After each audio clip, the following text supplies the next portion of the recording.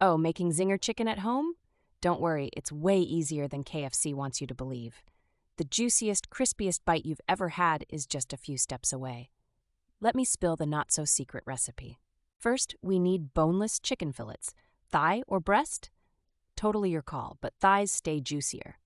Got 500 grams? Perfect. Hammer them gently to even thickness. Ever wonder why restaurant chicken cooks so evenly? That's why. Now for the marinade, you'll need 1 cup buttermilk, 1 teaspoon paprika, 1 teaspoon garlic powder, 1 teaspoon onion powder, and ½ teaspoon salt.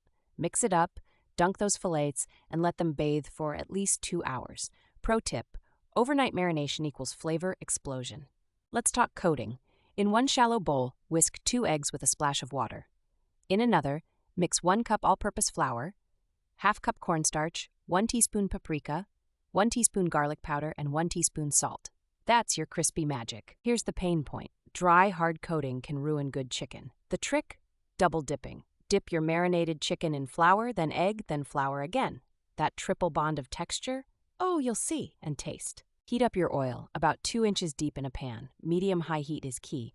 Too hot and you'll scorch the coating, leaving raw chicken inside. Aim for 350 degrees Fahrenheit. Grab a thermometer, they're game changers. Now it's showtime. Fry 2 fillets at a time. Don't overcrowd the pan. Cook for about 4 to 5 minutes per side, flipping once. Look for that deep golden brown, not pale tan, and enjoy the sizzle. ASMR worthy, right? Remove your fillets and drain them on a wire rack. Not paper towels. Why? Paper locks in steam, making your crispy coating soggy. Wire racks keep them crispy and perfect. Ask any chef, it's a non-negotiable tip. Now the Zinger sauce. It's embarrassingly simple yet super important.